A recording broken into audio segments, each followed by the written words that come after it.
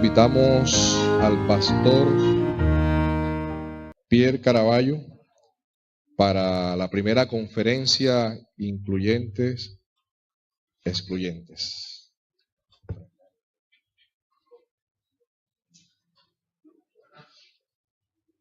Sí. Buenas noches.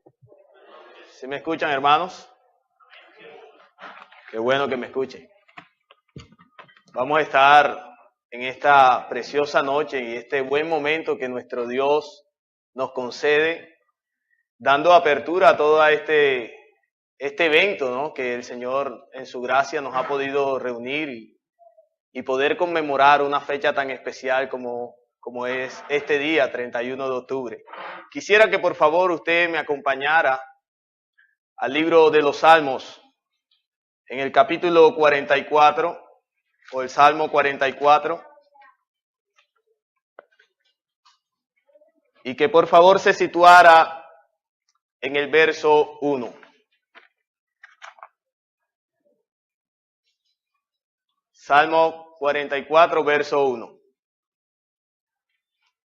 Dice de la siguiente forma: Oh Dios, con nuestros oídos hemos oído, nuestros padres nos han contado la obra que hiciste en sus días, en los tiempos antiguos. Señor, te damos gracias una vez más por tu palabra, Dios, porque ella es bendita, es eficaz, Señor, y produce en nosotros un efecto glorioso y transformador. Padre, yo te pido que nos permita ser fiel a la disertación de tu palabra y a todo lo que ya tú has predestinado para este día en los corazones de las personas aquí presentes. Yo te pido que nos ayude, Señor, a disertar en el texto y que todo lo que vayamos a decir pueda producir, Señor amado, el efecto transformador que solamente hace tu predicación a través del Espíritu Santo. Amén.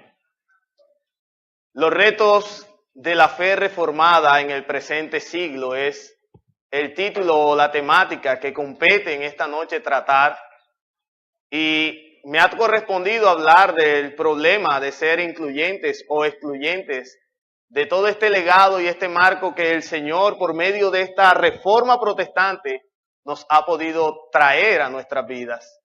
Y cuán provechoso, hermanos, es para nosotros hoy hablar de la reforma protestante. Tiene incalculable provecho para nuestras vidas hablar hoy de la reforma. Sin duda, esta es una gran oportunidad de ver el pasado como el desafío del presente.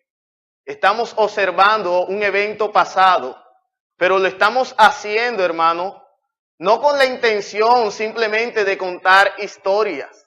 No estamos aquí, aunque se citarán algunas fechas o algunos nombres de algunas personas de mucha influencia dentro del marco de la Reforma Protestante. No estamos simplemente aquí para contar historias. Eso usted lo puede descubrir a través de una charla de sociales o de algún historiador. Nosotros estamos aquí tratando de traer la historia, pero mirándola o motivado desde las urgencias que nos producen nuestros días. Estamos observando el pasado vinculados o influenciados por la urgencia que hoy tenemos en este tiempo presente. La iglesia de hoy se enfrenta a varios retos y es necesario que para nosotros superar estos retos y cumplir con todos estos desafíos, nosotros volvamos hacia atrás. Alguien ha dicho que la única forma de que la iglesia pueda avanzar es volviendo hacia atrás. Y no está hablando precisamente de los penitentes de Santo Tomás que caminan un paso hacia adelante y dos hacia atrás. Está hablando de que debemos regresar a la Escritura. Es ese realmente lo que nos va a nosotros a producir que podamos enfrentar todos estos desafíos que hoy enfrenta la iglesia. Es necesario para la iglesia redescubrir su historia. Eso lo necesitamos. Si algo necesitamos es redescubrir nuestra historia, porque una iglesia sin historia es una iglesia sin identidad ni criterio. Es una iglesia sin identidad ni criterio y además está propensa a un caos. Por eso hoy nosotros volvemos al pasado. Este evento del 31 de octubre de 1517, donde el monje agustiniano Martín Lutero clavó en las puertas de la iglesia de Wittenberg, Alemania, estas 95 tesis, no es un evento ajeno al obrar del Espíritu de Dios para beneficiar el cuerpo universal de Cristo aquí en la tierra. Es decir, cuando nosotros estamos hablando de este evento de la Reforma Protestante, no estamos hablando de una ocurrencia humana. No estamos hablando de una ocurrencia de Lutero en aquel día. No, hermano. Nosotros estamos hablando de un plan diseñado por Dios, sabiamente ordenado para acabar con el sacramentalismo que estaba oscureciendo el mensaje del Evangelio en toda la Edad Media. No estamos hablando de una intuición de un hombre. Estamos hablando de Dios. Y por eso es necesario que hoy meditemos en este movimiento que se dio inicio a través de estas 95 tesis. La Reforma había traído la Biblia a las manos del pueblo, rompiendo las cadenas que la mantenían atada del clero o del púlpito del clero romano. Prontamente con la Reforma, la luz irrumpía las densas tinieblas en las que se encontraba la iglesia. Y aunque muchos hoy solo ven la Reforma como una división de la verdadera y la única iglesia, debemos aclarar que el eje central de la protesta no era el de dividir la iglesia, sino el de dar a la Biblia su lugar de preeminencia. Lutero no estaba estableciendo una nueva iglesia con sus tesis. Lutero lo que estaba tratando de hacer era que la iglesia regresara al origen de la Biblia. Que la Biblia ocupara su lugar central de adoración. Y es lo que nos caracteriza a nosotros como iglesia reformada. Debemos tener esto en cuenta. Pero hay otro grupo también que existe que no entiende por qué nosotros hoy celebramos un evento que sucedió hace 5 siglos. Hay personas que parece que nosotros fuéramos algo retrógrado al pensar de que estamos celebrando algo del pasado. Pero la Reforma tiene tanta vigencia, así como el pecado en nuestro ser. Necesitamos siempre estar en permanente reforma a través de la Escritura para que nuestras vidas puedan ser transformadas por Dios y su Espíritu Santo. Por eso tiene tanta importancia estos temas que se discutieron en aquel día, temas que se discutieron hace 500 años, tienen tanta relevancia hoy en nuestros días. Estamos hablando de algo muy actual. Estos principios que se defendieron en aquel día los reformadores son atemporales, hermanos, porque constituyen la esencia misma del cristianismo. Esto que defendieron esos hombres fue resumido en 5 lemas o pilares de la fe que se conocen como las 5 solas de la Reforma. Sola Escritura, sola fe, sola gracia, solo Cristo y solo a Dios la gloria. Y como bien leíamos en el libro de los Salmos, uno de los claros retos que la iglesia reformada tiene es el de adherirse y traspasar a las futuras generaciones este legado que Dios produjo por estos valerosos hombres del pasado. Uno de los claros retos en nuestros días es el de adherirnos a la palabra de Dios, adherirnos a este legado que Dios movió en aquellos hombres para poder dejarlo establecido y que hoy nosotros lo disfrutemos. Ahora, cuando nosotros observamos una iglesia adherida a estos principios que establecieron los reformadores, nosotros estamos hablando verdaderamente de una iglesia reformada. Estamos hablando en condición y en virtud de una iglesia bíblica. Mis hermanos, al celebrar los 500 años de la Reforma Protestante, nosotros estamos resaltando en esta noche los distintivos que debe tener toda iglesia bíblica. Estamos resaltando aquellos aspectos fundamentales que debe poseer una iglesia reformada por Dios.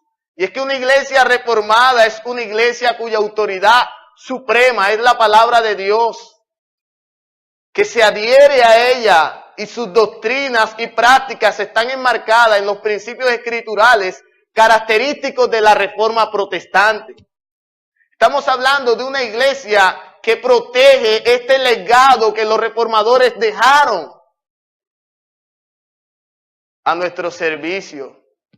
De lo contrario, una iglesia que está desprotegida ante este marco doctrinal, este legado tan especial, es una iglesia que caerá pronto en un sincretismo y en un humanismo perverso.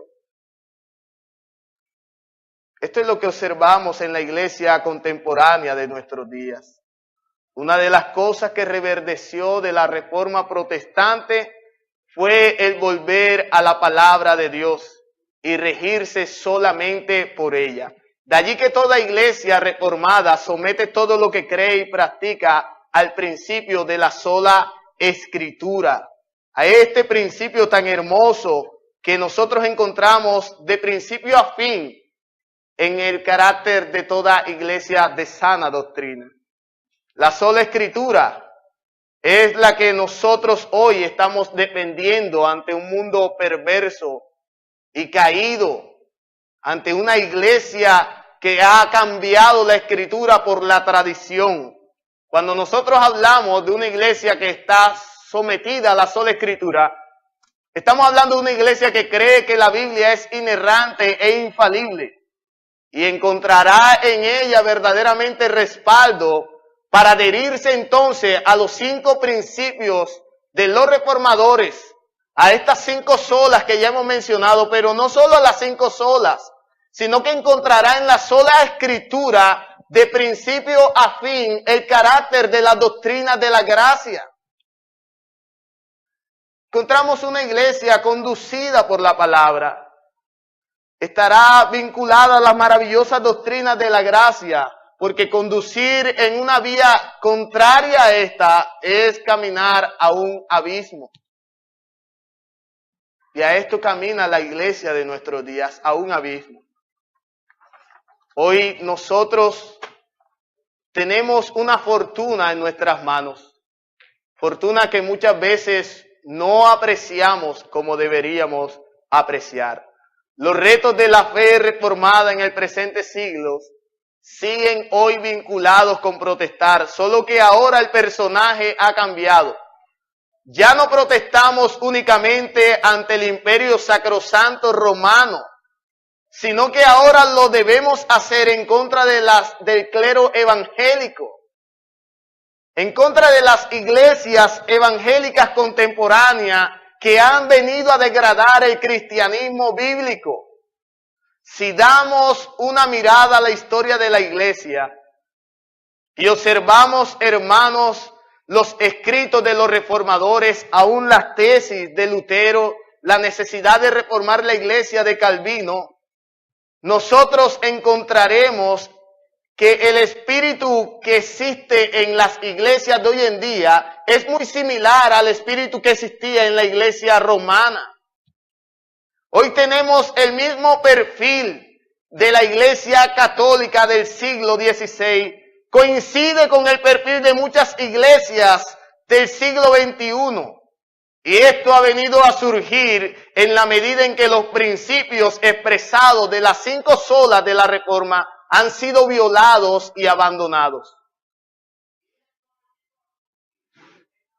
Hoy encontramos una amplia gama de iglesias pentecostales y carismáticas que son una expresión bien alejada de la herencia de la Reforma Protestante. E incluso creo que muchas de estas iglesias a las cuales hacemos mención, el domingo pasado estuvieron celebrando la Reforma.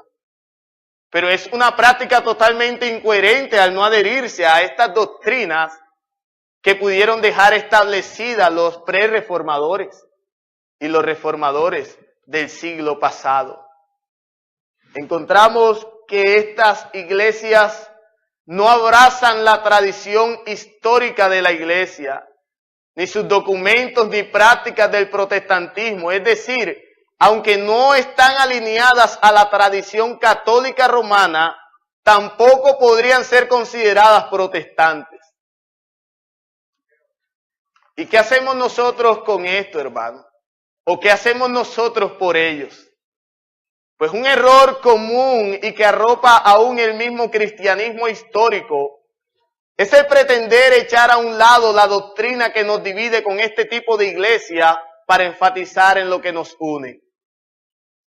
Esta supuesta solución del problema ante la falta de comunión y la división por causa de la doctrina es en realidad mucho peor que la misma enfermedad. Hermanos, tratar de construir relaciones con otras iglesias y denominaciones iniciando por algo distinto a la doctrina es lo mismo que intentar construir una casa arrancando desde su techo.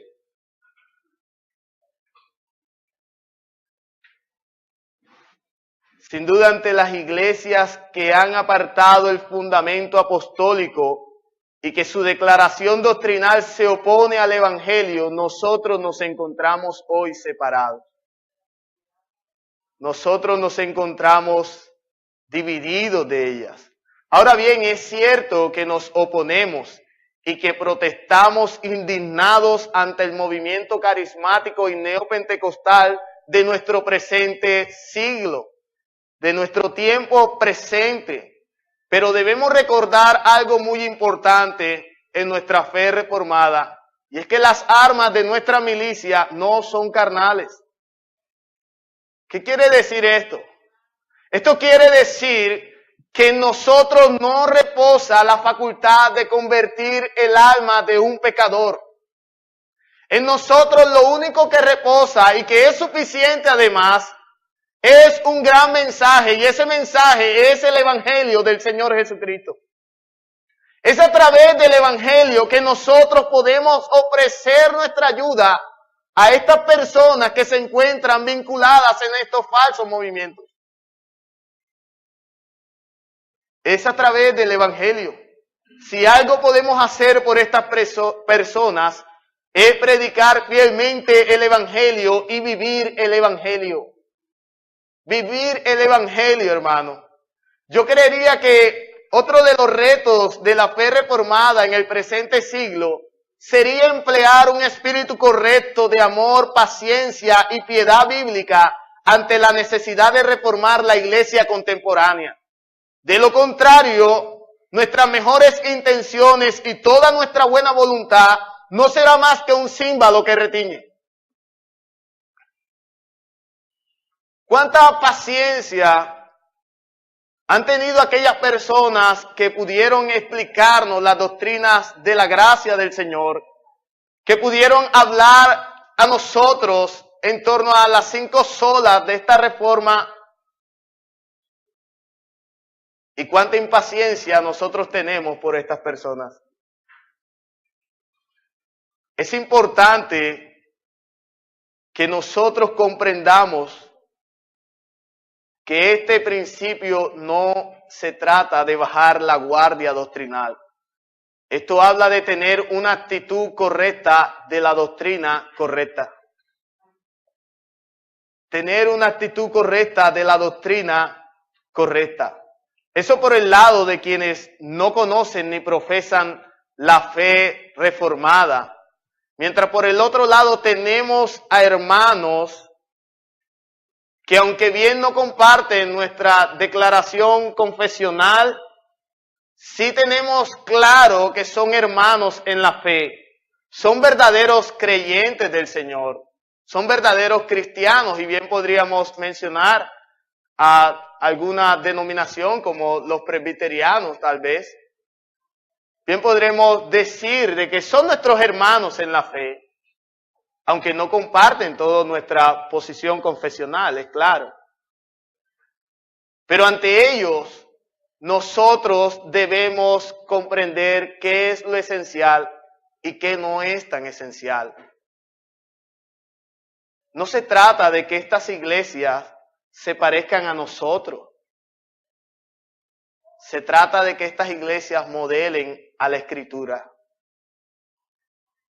Eso es lo que a nosotros debemos cuidar. Escuchaba en una conferencia al pastor Sugel Michelén citar algo que no correspondía a él, pero a él fue que se lo escuché y no recuerdo hoy su nombre. Pero él decía, y cito para provecho de ustedes, la iglesia debe levantar paredes doctrinales bien claras. Pero cuidado, hermanos, con levantar paredes doctrinales tan altas que no nos permitan darle la mano a hermanos verdaderos que están al otro lado de las paredes. No podemos levantar paredes tan altas que no nos permitan observar a verdaderos hermanos que se encuentran a nuestro lado. No podemos, entendiendo la doctrina de la gracia, resultar ser orgullosos. Eso es una contradicción de términos. Debemos mostrar amor cristiano hacia todos aquellos de quienes tengamos testimonio que son verdaderos creyentes de Cristo, independientemente de las diferencias que podamos tener con ellos. Debemos mostrar amor. El mismo Cristo en su Evangelio, en Juan capítulo 17, oró a favor de nosotros, de que como iglesia, y sé que aquí hay varias iglesias presentes, podamos mantenernos unidos. ¿Pero unidos en qué? En su palabra, en su verdad. No en otra cosa, en su palabra. La esencia de nuestra unidad no son nuestras emociones, es la palabra de Cristo. Recuerde, hermano, que nuestro martillazo sobre las puertas de la iglesia contemporánea solo serán efectivos si lo hacemos con la palabra del Señor. Y que esta palabra puede estar impresa en nuestro corazón. Yo quisiera que usted pudiera orar por un momento conmigo. Señor,